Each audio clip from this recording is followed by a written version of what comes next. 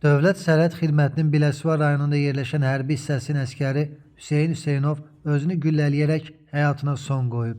Doğru Xəbər Azərbaycan bildirir ki, onun hərbi xidmət zamanı komandiri olmuş kapitan Səfər Aliyev Mahmud Hikmətoğlu tərəfindən çoxsaylı təhqir və zorakılıq hallarına məruz qaldığından noyabrın 15-də intihar etdiyi bildirilib.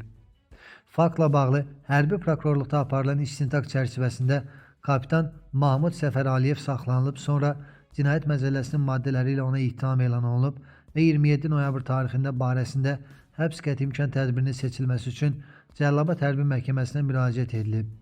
Lakin Cəlilabad Hərbi Məhkəməsi əsgərlərə qarşı müxtəlif vaxtlarda qanunsuzluğa yol vermiş, buna görə də Dövlət Sərhəd Xidməti tərəfindən də vəzifədən azad olunmuş kapitan Mahmud Səfər Aliyevi azadlığa buraxıb. Bildirilib ki, hərbi prokurorluğun həmin qərardan apellyasiya şikayətinə Şirvan Apellyasiya Məhkəməsində baxılacaq. Cəlilabad Hərbi Məhkəməsinin açıqlamasına görə noyabrın 27-sində Cinayət Məcəlləsinin 329.2.1, 329.2.2 və 329.3-cü maddələri ilə təqsirləndirilən şəxs, Dövlət Sərhəd Xidmətinin N nömrəli hərbi hissəsinin hərbi qulluqçusu, kapitan Səfər Aliyev Mahmud Hikmətoğlunun barəsində həbs qəti imkan tədbirinin seçilməsinə dair təqdimata baxılıb.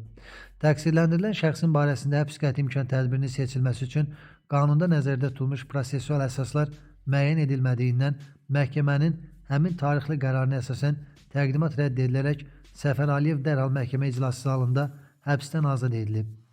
Qəbul edilmiş həmin qərarın iş üzrə yekun məhkəmə qərarı olmadığı, prosessual məcburiyyət tədbirinin tətbiqi ilə bağlı məsələyə baxılarkən şəxsin təqsirlilik məsələsinin həll olunmadığı nəzərə alınmalıdır.